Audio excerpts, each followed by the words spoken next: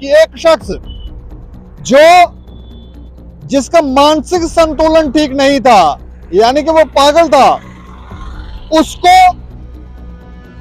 22 साल तक जेल में रखा गया और जिस जुर्म में रखा गया उसकी सजा मात्र 3 साल थी। अगर वो गिल्टी पाया जाता तो भी सजा 3 साल थी, लेकिन उस शख्स को 22 साल जेल में बिताने पड़े। सत्य कहेंगे, सत्य लिखेंगे, सत्य चलेंगे।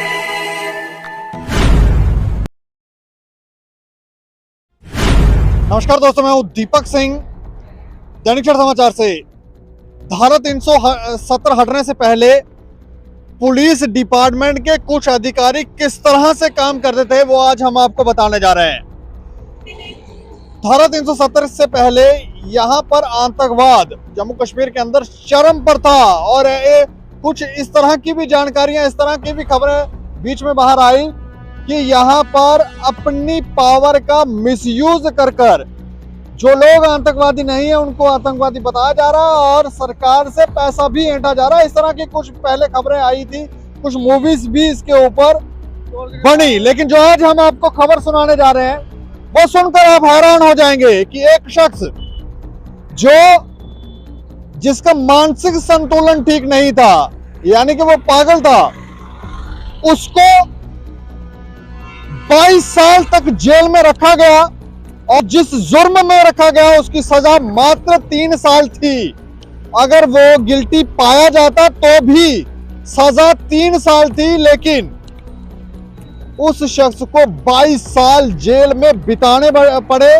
सन 2000 में उस शख्स को गिरफ्तार किया गया और गिरफ्तार करने के बाद जो जानकारी है उसके मुताबिक जो आईओ थे उस केस के, उन्होंने जो रिपोर्ट दी थी उसमें उन्होंने कहा था कि इस शख्स का मानसिक संतुलन ठीक नहीं है और उसके बाद भी उसकी चार्जशीट पेश हुई। उसके बाद कोर्ट की डायरेक्शन कुछ आई थी, लेकिन सबको वायलेट करते हुए उस शख्स को 22 साल जेल में बिताने पड़े, यानी कि आधी जिंदगी उसने जेल में बिता दी और अब उसे रिहा कर दिया गया है।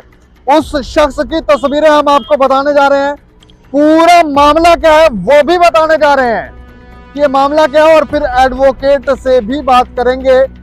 जो एडवोकेट हैं इस केस के उनसे भी बात करेंगे और जानने की कोशिश करेंगे कि ये जो मामला है इसमें गिल्टी कौन है, किसको सजा होनी चाहिए। और आज जब वो शख्स जिसका नाम जयप्रकाश है, 22 साल जेल में रहने के बाद उसकी उम्र अब 65 साल है, अब वो बाहर आया तो वो अपना आगे का जीवन यापन कैसे करेगा। सुनने में ये भी आया है कि उसकी माता और परिवार के जो बाकी सदस्य थे शायद उनकी मृत्यु हो गई है और पिताजी अभी जीवित हैं। तो आप सोच सकते हैं कितनी दर्दनाक ये खबर है। तो खबर विस्तार से। आधी उम्र जेल में निकल गई, दिमागी हालत भी ठीक नहीं, पहचान नहीं थी, इसलिए 22 साल जेल में ही काटने पड़े। अब जब घर वालों को पता चला तो उम्र 62 साल पहुंच चुकी है। ये दर्दनाक कहानी है 62 वर्षीय जयप्रकाश की। 22 साल पहले गिरफ्तार शख्स मानसिक रूप से अस्थिर निकला तो कोर्ट ने 2001 में चालान खारिज कर दिया। कायदे से उसे रिहा कर घर पहुंचना चाहिए था, लेकिन जयप्रकाश 22 साल बाद अब जाकर जम्मू की अदालत के आदेश पर रिहा हुआ है। जिस जुर्म के शक में उसे पकड़ा गया था उसकी अधिकतम सजा भी 3 साल है। मामले की सुनवाई के दौरान कोर्ट ने पूरा हालात समझने के बाद कारावास, पुलिस विभाग और मैजिस्ट्रेट की भूमिका पर कई सवाल खड़े किए। जयप्रकाश जब रिहा हुआ तो उसे लेने आए ताए के बेटे, गांव के सरपंच और बचपन के दोस्त की आंखों में आंसू आ गए। उत्तर प्रदेश के चंदौली जिले के कमालपुर गांव से जो जयप्रकाश 40 साल की उम्र में निकला था, उसे गांव के लोग 62 साल की उम्र होने पर देखने को बेसब्री से इंतजार कर रहे थे। मानसिक रूप से अस्थिर जयप्रकाश के केस को शिद्दत से लड़ने वाले एडवोकेट इरफान से हमने बातचीत की और जानने की कोशिश की कि आखिर ये मामला क्या था और इसमें कौन कसूरवार था।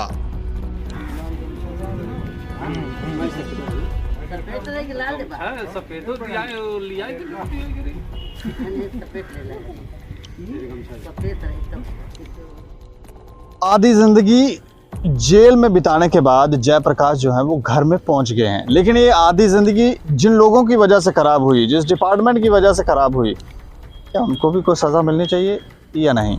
लेकिन ये मामला जो है वो एडवोकेट के पास कैसे पहुंचा, जानने की कोशिश करेंगे। एडवोकेट हैं हमारे साथ इरफान, जो इस पूरे मामले को देख रहे थे। इरफान जी, मैं जानना चाह रहा हूँ कि ये मसला आप तक कैसे पहुंचा। देखिए, इसमें मैं आपको सुनाता हूँ कि इसमें इनिशियली हुआ क्या था। इसमें इनिशियली ये हुआ कि सन 2000 में एक जीआरपी रेलवे स्टेशन पे पर्चा रजिस्टर होता है, FIR नंबर 30/2000। उसमें ऑफेंस जो है वो लगते हैं 3/25 आर्म्स एक्ट। आर्म्स एक्ट में इन्होंने क्या किया कि इन्होंने प्रोसिक्यूशन की स्टोरी उस टाइम ये थी कि हमने इस आदमी को नंगे पाँव प्लेटफॉर्म पे घूमते हुए देखा और इसकी जेब से हमें 34 जो है वो AK-47 के जिंदा लाइव राउंड पकड़ेंगे। तो पर्चा लगा दी इन्होंने। फिर मैटर को इन्वेस्टिगेट किया। इन्वेस्टिगेट करने के दौरान ही जो उस टाइम का IO था, इन्वेस्टिगेशन ऑफिसर, उसने ये बात अपनी चार्जशीट में लिखी, ये ओपिनियन दिया कि ये बंदा जो है ये मेंटली डिस्टर्ब बंदा है, इसका मेडिकल कराना ज़रूरी है, हम इसमें चेकअप करवाएंगे इसको। लेकिन ये चीज़ लिखने के बावजूद भी उस आदमी ने क्या किया कि इसका चालान जो है वो पेश कर दिया कोर्ट में, जो कि बनता नहीं था। अब उसमें प्रोविज़न ये था कि जो 3/25 आर्म्स एक्ट हैं वो बेलेबल ऑफेंस था, उसमें पुलिस चाहे तो खुद बेल ले सकती थी। अब अगर बंदे के लिए कोई छुड़ाने के लिए नहीं आ रहा है, इसको लेने के लिए नहीं आ रहा है, ये कहाँ से है, उसका प्रोविज़न ये था कि हमारी CRPC जो पुरानी JNK की थी, उसमें जो हमारा जो मेंटली डिस्टर्ब लोग जो कुछ एक्ट कर देते हैं अगेंस्ट सोसाइटी, उसको डील कैसे करना है, उसके लिए मेंटल जाइलम बने हुए थे, उनमें उनको छोड़ना है, ना कि जेल। जेल प्रोविज़न नहीं है, वो मेंटल जाइलम है जहाँ पर उनका ट्रीटमेंट भी हो और वो फर्दर किसी सोसाइटी को हर्ट ना करें, वहाँ पर वो सेव रहें। इन्होंने क्या किया, वो करने के बावजूद इन्होंने उसको उल्टा डाल दिया जेल में बंद करके और चालान पेश कर दिया कोर्ट में। ये सब ऐसा तो नहीं है कि वाहवाही लूटने के लिए पुलिस डिपार्टमेंट कह रही हो हमने बड़ा आतंकवादी पकड़ रखा है, ये तो वाहवाही लूट रहा है। हाँ, क्या पता किसी और से पकड़े होंगे, रोन तो डाल दी इसकी जेब में। पागल तो घूम रहा था, चलो कुछ किया होगा। अब इन्होंने क्या किया कि चालान पेश कर दिया कोर्ट में। जब कोर्ट जैसा के सामने चालान आया, कोर्ट ने ये बात देखी, कोर्ट ने बोला भाई ये तो पागल इंसान है, आप एक काम करो, हम मेडिकल सुपरिटेंडेंट जो जम्मू का है उसको हम, इसका GMC का, उसको हम ऑर्डर देते हैं कि वो एक बोर्ड कॉन्स्टिट्यूट करे और इसका पूरा मेडिकल चेकअप करवाए और हमें बताए, ओपिनियन दे के weather he is a competent for trial और नॉट। अगर है फिर हम चलाएंगे, अगर नहीं है फिर आगे कुछ सोचेंगे। जब बोर्ड बैठा, बोर्ड ने ये रिपोर्ट पेश कर दी कि भाई ये बंदा मेडिकल चलाने के, इसके ट्रायल चलाने के काबिल में नहीं है। जब ये बात आ गई, फिर कोर्ट ने फर्दर एक और डायरेक्शन पास की। 2001 में वो डायरेक्शन पास हुई मेडिकल सुपरिटेंडेंट जो हमारे हॉस्पिटल वाले, इनको कि आप इनको, जेल वालों को डायरेक्शन हुई कि आप इनको बख्शीनगर हॉस्पिटल में इसको एडमिट करवा दो, साइकेट्रिक डिपार्टमेंट में, जहाँ पे इसका इलाज होगा। 3 महीने के बाद हमें रिपोर्ट आप सबमिट करेंगे कि भाई ये ठीक हुआ या क्या, उसका आगे हालात कैसे हैं। टिल डेट, जब तक ये ठीक होता, टिल डेट तक इसकी फाइल जो है वो हम कंसाइन टू रिकॉर्ड करेंगे, मींस टेम्परेरी क्लोज्ड। ठीक, जब भी FIR लगती है, 2 चीज़ों पे FIR क्लोज होती है, या कन्विक्शन होगी या एक्विटल होगा, या आदमी बरी हो जाएगा या आदमी को सज़ा हो जाएगी। इसका स्टार्ट में ही बंद हो गया केस, क्योंकि ये पागल था, जब तक प्रोसीजर नहीं आता तब तक। जब वो बंद कर दिया, अब उसके बाद ड्यूटी थी जेल अथॉरिटीज़ की कि इसकी रिपोर्ट कम से कम पेश करते, कोर्ट को एक कम्युनिकेशन सेंड करते, भाई बंदा अब ठीक हो चुका है या नहीं है, चलेगा नहीं चलेगा, आगे कोर्ट उसको फर्दर प्रोसीड करती। फाइल तो बंद होगी ना 2001 में। 2001 से लेकर 2014 तक किसी ने इसकी खबर नहीं ली, ना ट्रायल कोर्ट से कुछ हुआ, ना पुलिस जिन्होंने पर्चा लगाया था भाई हमारा क्या बना, और ना ही इसकी तरफ से हुआ, जेल अथॉरिटीज़ की तरफ से बैठे रहे। 14 में जब आधार कार्ड का सिस्टम शुरू हुआ है तो जेल अथॉरिटीज़ ने आधार जो महकमे के आदमी थे वो जेल के अंदर गए, उन्होंने आधार कार्ड बनवाया और इसने अपने बाप का नाम, अपना नाम, अपने गाँव का नाम सब कुछ बता दिया बंदे ने। उसके फ़ोटो वगैरह वहाँ पे लगे, फिंगरप्रिंट्स लगे। बाद में आधार में जो डिपार्टमेंट था उन्होंने वो आधार कार्ड जो था वो बाई पोस्ट इसके एड्रेस पे भेज दिया, यूपी बनारस में। ठीक है। जब वहाँ पे चला गया एड्रेस पे, अब घर वाले बेचारे थे, वो देखा कि यार हमारा 14 साल से पहले बच्चा गायब हो चुका है, लड़का कहाँ है क्या नहीं, चलो आधार कार्ड आ गया, उन्होंने रख दिया ना संभाल के, फिर चुप हो गए। अब जब 2022 आई, 14 के बाद दोबारा 7-8 साल और दोबारा हो गए। अब इन्होंने क्या किया, जब प्रधानमंत्री साहब ने हमारे ने एक वो निकाली है अपनी एक मिशन ये किया कि जितने भी लोग जो कन्विक्टेड हो चुके हैं और पूरी सजाएं काट चुके हैं तब भी अंदर हैं, उनके लिए हम आज़ादी का महोत्सव मनाएंगे 15 अगस्त पे और उन आदमियों को छोड़ेंगे। उनमें इसका नंबर भी आ गया। जब इसका नंबर आया है तो जेल अथॉरिटीज़ ने एक लेटर लिखा पुलिस जीआरपी को कि भैया आप कमलपुर डिस्ट्रिक्ट चंदौली में इस नाम का मैसेज फॉरवर्ड कर दो, भाई आप आके अपने बंदे को यहाँ से ले जाओ। जब वो मैसेज वहाँ पे कन्वे हुआ है, वहाँ से पुलिस ने लोकल आदमी को कन्वे किया, उसका चाचा का लड़का कुछ सरपंच वगैरह है, तो वो बंदे सारे आगे आके देखा, वाकई वो बंदा यहीं पे था। अब जब यहाँ पे पहुँचे हैं, फिर अब जो ट्रायल कोर्ट में फाइल बंद पड़ी थी वो फाइल दोबारा पुलिस ने जगा ली, क्योंकि बंदे को छोड़ना कैसे है, कोई तो प्रोविज़न चाहिए छोड़ने के लिए जेल से। वो फाइल दोबारा जगा ली क्योंकि उसमें इसको बेल का ऑप्शन था कि बेल लेके ये अब ये बंदे आगे छोटी वाले इसको बेल करवा के चले जाएंगे। मेन टाइम इसमें मैंने हाई कोर्ट में रिट पिटिशन डाली हुई है कि इसको कंपनसेशन चाहिए और इसमें फॉल्ट किसका है। ठीक है। अब वो ट्रायल कोर्ट में जो चलान था वो भी दोबारा जाग चुका है, चल रहा है वो, उसमें तो उसकी बेल हुई है, तो चलो वो चला गया घर बेचारा, कल परसों निकला है। पिटिशन हाई कोर्ट में पेंडिंग है अभी इसकी कंपनसेशन के लिए कि जो आदमी की एक कानून हमें हक देता है कि आराम से जियो, ठीक है, आर्टिकल 21, वो कहाँ चला गया, वो किसने खाया इसका, पुलिस ने खाया। नेग्लिजेंसी जो है वो पुलिस की पार्ट की तरफ से थी। जब आपने ये बात कह दी खुद चार्जशीट में कि ये बंदा पागल है, आपने इसका चार्जशीट कैसे किया, आपने इसको मेंटल क्यों नहीं इसको आपने ट्रीट किया कि वाकई ये बंदा मेंटल है, आपने इसको एज ए अक्यूज क्यों ट्रीट कर दिया पहले ही, एक बात। अब उसमें प्रॉपर इन्वेस्टिगेट नहीं हुई केस की कि ये रौंद आए कहाँ से आ गया ये बंदा, क्या हुआ, वो रौंद कौन छोड़ गया, क्या हुआ क्या नहीं, कुछ नहीं, जस्ट टाइम पास किया, कर दिया। दूसरी जो इनके पर आती है लाइबिलिटी, वो आती है जेल सुपरिटेंडेंट डिस्ट्रिक्ट अम्फले पे एट दैट टाइम जो भी होगा कि जब 14 में उस बंदे ने आपका आधार कार्ड बनवाया, आपने उसने अपना नाम बताया है, आपको उस टाइम एक कम्युनिकेशन सेंड करनी चाहिए थी पुलिस डिपार्टमेंट को और कंसर्न थाने को कि भैया ये कुछ बता रहा है बंदा, इसको आके यहाँ से ले जाओ। वो भी वहाँ से वो फेल हो गए। अब जब आज़ादी का महोत्सव के 15 अगस्त पे इनको छोड़ने की बारी आई है तो इन्होंने कम्युनिकेशन की सेंड और बंदे आगे बेचारे। अब 22 साल जिस ऑफेंस में पुलिस आराम से बेल ले सकती थी, अगर ना भी लेती, इसको हम सज़ा ही सुना दें जी, तो आपने जुर्म किया सज़ा ही देते हैं, तब भी 3 साल मैक्सिमम पनिशमेंट है। आज 22 साल हो गए हैं, उसका जिम्मेवार कौन होगा, ये चीज़ अब हाई कोर्ट देखेगी हमारी। कॉम्पनसेशन, क्योंकि देखो मुझे लगता है परिवार के भी कोई सदस्य नहीं हो, इसका परिवार का फादर बचा है एक, एज पर माई इन्फॉर्मेशन, बाकी सारे बांधवों की जो है वो डेथ हो चुकी है। माँ इसकी जो है वो इसी गम में बेचारी की डेथ हो चुकी, भाई भी शायद डेथ हो चुकी है और इसका जो बहन थी वो भी डेथ हो चुकी है। सिर्फ एक फादर है, बड़ा बूढ़ा इंसान है बेचारा, वो मिला कल जाके उसको, और उस आदमी ने, जयप्रकाश ने अपने फादर को जब ये बोला कि ये आपका फादर है तो पहचाना, वो रोने शुरू हो गया। मुझे वीडियो मेरे पास आई है और वो उसके पाँव लगा छूते हुए दिखाई दिया वीडियो के अंदर। तो उसको इतना सेंस है कि मैं उस एरिया का हूँ, ये भी है, लेकिन अब कुछ अथॉरिटीज़ की गलती की वजह से एक बंदे ने 22 साल जो अपने जेल में निकाल दिए। अब मेरा इसमें कहना ये है कि ना जाने इतने कितने लोग बैठे हुए हैं जेलों में, किसी को पूछने वाला नहीं।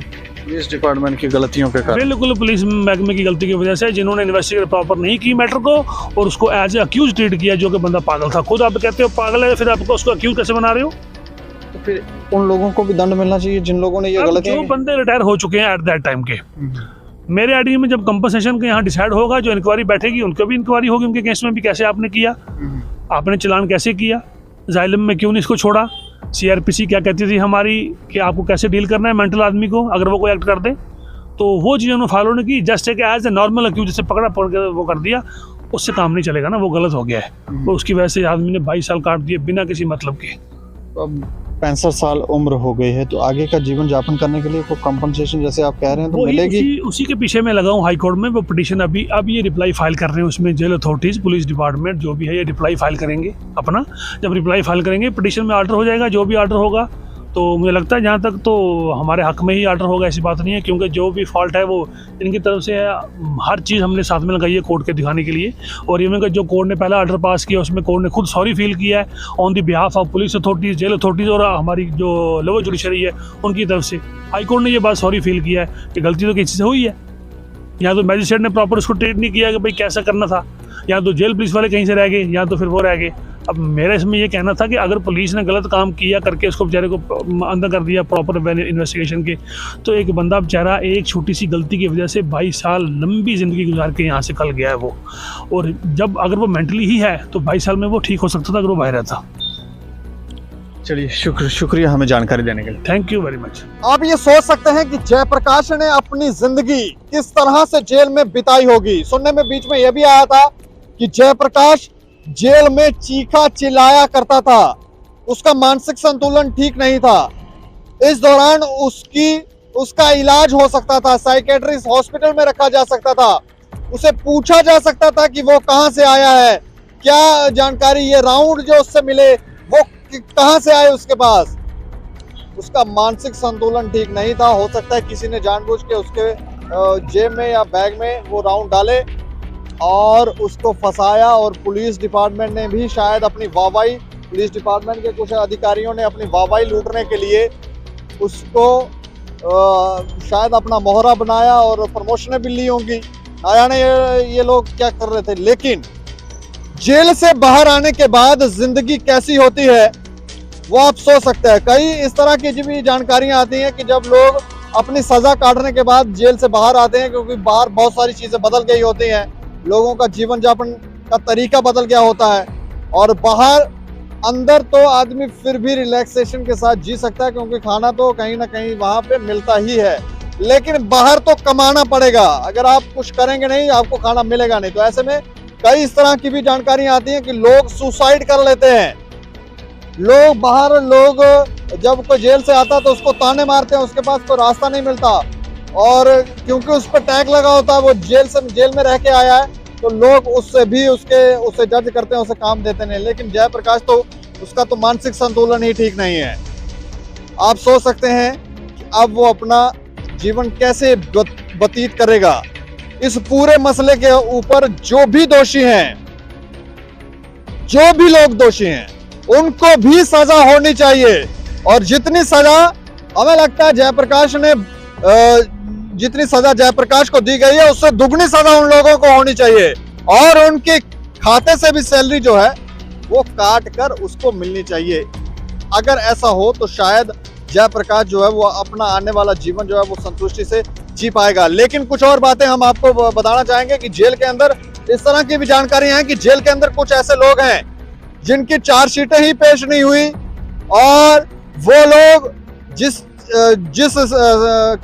जुर्म में वो जेल में है उसकी सजा मान लो 3 साल 4 साल 5 साल होती, अगर वो गिल्टी पाए जाते तो उसके अलावा उनकी ट्रायल ही नहीं चला तो 5-5 साल तो क्या 10-10 साल लोगों को जेल में हो गए हैं। तो ऐसे में ये कौन सा इंसाफ जो है वो यहाँ पर लोगों को मिल रहा है, और यहाँ पर किस तरह से जो है हमारा सिस्टम काम कर रहा है, इसके ऊपर आप भी राय रखें। आपको क्या लगता है कि जेल के अंदर जो कैदी हैं, क्या उनकी जानकारियां जो है वो एकत्रित नहीं करनी चाहिए? क्या जिन मामलों में उनको गिरफ्तार किया गया वो जानकारियां नहीं एकत्रित करनी चाहिए कि ये लोग गिल्टी हैं भी, या जानबूझ के वहां पे रखा गया और जानबूझ के घुमाया जा रहा ताकि वो अंदर ही रहे, बाहर आए ना? इस पूरी खबर के ऊपर आप अपनी राय रखें और देखते रहें दैनिक सवेरा समाचार। मुझे और मेरे सहयोगी राजीव गुप्ता को दें इजाजत। नमस्कार।